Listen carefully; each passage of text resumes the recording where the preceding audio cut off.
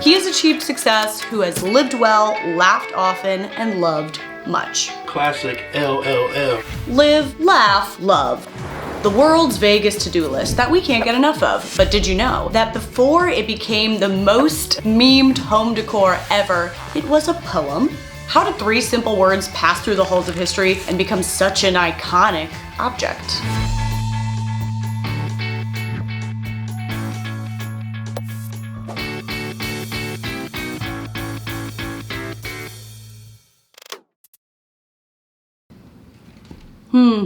Research. As it turns out, the first person to thank for Live, Laugh, Love was writer Bessie Anderson Stanley. Bessie's 1904 poem, Success, gave us the first iconic 3 lines that went on to become the abridged Live, Laugh, Love. But Success wasn't a famous poem in its day. In fact, it only came to the public's attention in the 90s when it was published in the famous advice column, Dear Abby. Dear Abby was renowned for sharing sound wisdom, practical morality, and lighthearted humor with millions of loyal advice seekers. So it makes sense that a prominent advice column like Dear Abby would publish a poem like Success, which encourages living life to the fullest, laughing often, and loving deeply, among others. And I agree, it's a great list. Fully endorse this list. However, when Dear Abby first published the poem in 1990, they very unfortunately misattributed the poem to Ralph Waldo Emerson. Sorry, Ralph, not this time. It wasn't until 2 years later, in 1992, that Dear Abby republished the poem and corrected their mistake. Speaking of the 90s, that was a particularly sticky time to publish and republish a poem that seemingly gave the key to success to the masses. The concept of success as wellness had gained momentum even before the 90s, with earlier decades that gave us the human potential movement, aerobics, jazzercise, and the 3 most important words in advertising history: just do it. The 90s took all of that momentum gained in DIY self-improvement and commercialized motivation and capitulated it into our daily lives, manifesting all over our homes, schools, and workplaces. It's no wonder that inspirational home decor would soon emerge as its own category. Inspiration was rampant, it was contagious, and daytime television caught the inspirational fever, with aspirational stories and self-improvement chats flooding our minds daily. Talk show hosts became the new celebrity life coaches. Do you remember when everyone and their mother had a copy of Chicken Soup for the Soul? I remember being in middle school and being like, people are really loving soup right now. But this 90s feel-good book has since become an entire feel-good franchise. And of course, allow me to remind you of the gift of these posters. Successories! Yes! These posters came in hot with that classic bold type that blasted motivational messages all over our 9-to-5s. Things like dare to soar, teamwork, excellence, integrity, make it happen. And let me just say, there is something so singularly special about receiving labor orders from a poster. What better party favor from a booming Be Better movement than inspirational home decor? I'm talking wall art, I'm talking coffee mugs, pillows, candles, physical objects that could boil down decades of feel-good motivation into stuff. And man, do we love stuff. But the decor renaissance of nice words on the wall would be nothing without the technologies that made it possible. Let's chat tech. The 90s kicked off an era of being able to say anything and put it on anything. And like Gutenberg's printing press before it, technology allowed us to mass produce. Now, so far we've traced the rise of inspirational home decor in the 90s, but it hadn't yet become a movement. A movement needs a strong message. A mission statement, if you will. And inspirational home decor still hadn't found its words. That was until 2006.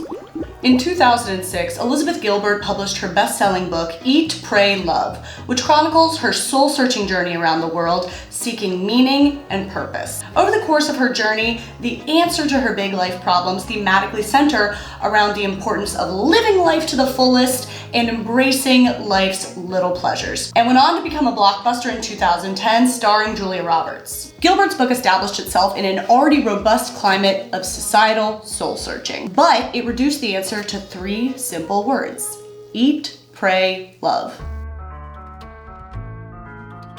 Studies of linguistics have long posited the power of using 3 words to communicate a message. Snap, crackle, pop. Stop, drop, and roll. Yes, we can. Veni, vidi, vici. Liberté, égalité, fraternité. Just keep swimming. Just say no. Life's a beach. Eat my shorts. And of course, live, laugh, love. Eat, Pray, Love was a resounding commercial success and the 3-worded inspiration that we needed. But of course, when it came to inspirational home decor, those 3 words were already taken and protected by copyright. So we needed a copyright-safe alternative that could be printed and sold on everyday items. And Bessie said it best: live well, laugh often, and love deeply. Alas! Inspirational home decor had finally found its North Star. 3 perfect words, with all of the alliteration and none of the legal ramifications. Much like a best-selling novel, Live, Laugh, Love emerged on the home decor scene and dominated our walls, bookshelves, refrigerator doors, couch pillows. Inspirational home decor had successfully churned out a mid-2000s answer to an age-old question. We're all just eager consumers desperately trying to figure out what it's gonna take to achieve happiness in this lifetime. Which brings me to a confession. Quick sidebar. Listen up. When I was 17, I got my first tattoo. Great, cool, normal. This is it. And that tattoo is the word laugh. And I think this 17-year-old's tattoo has a lot more to do with the origins of Live, Laugh, Love than I originally thought. Hear me out. So I was 17 in 2009, as in the year after the largest worldwide economic crisis since the Great Depression. We remember. Now, I can't prove causation here, but from my own experience, what I know is that when we're feeling our most despairing, that's when we cling the most to reassurances that things are gonna be okay. The first decade of the 2000s gave us the War on Terror, the Wall Street collapse, and worldwide economic crisis, phones with the internet, and boots with the fur. In an age of perpetual crisis, we craved consolation. We needed positive messages and affordable comforts, and we needed to focus on the big picture. Don't make me say it.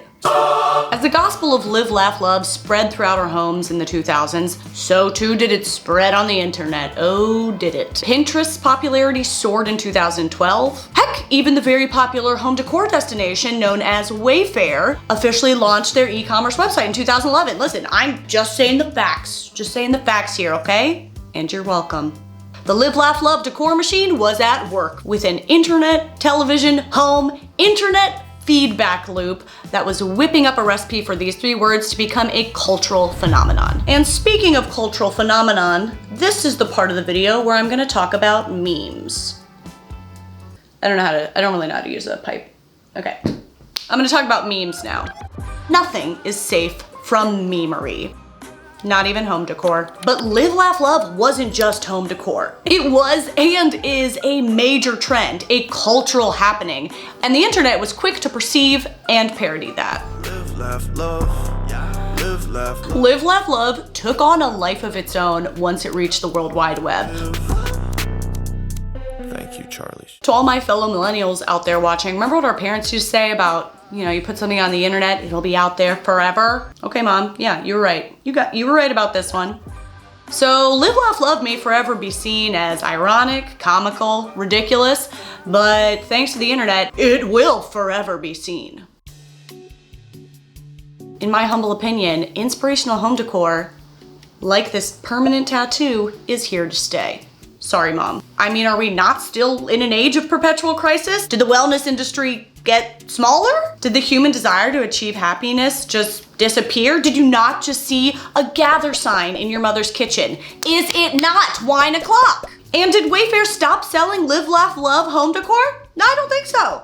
This is the age of the doom scroll, people. Inspiration and memes are needed more than ever. And as it turns out, you can have both. I've got 2 words for you: hope core. Hopecore has emerged as a huge trend on social media, combining both positive messages and memes. Team Happy Place describes the Hopecore trend as memes that are characterized by their positive messages, often featuring images of dreamy aesthetics or cute animals with captions that convey a message of hope, positivity, and inspiration, much in contrast to the self-deprecating style of memes, which find their humor in depression, anxiety, and self-loathing. In her article, Trite Stuff, Rise and Fall of Live, Laugh, Love, Madeline Pollard suggests the Live, Laugh, Love revival could come around sooner than we think, referencing the cyclical nature of design styles like cottagecore, as well as the emergence of chuggy, a non-ironic embrace of familiar and mass-produced items. I think it's safe to say that whether you're laughing about it on the internet or living by it in your home, live, laugh, love are 3 absolutely iconic words to live by. And as a great woman once said, he has achieved success who has lived well, laughed often, and loved much. Get your Live, Laugh, Love on and more at Wayfair.com. Remember to like and subscribe for more hot takes, deep dives, and iconic objects.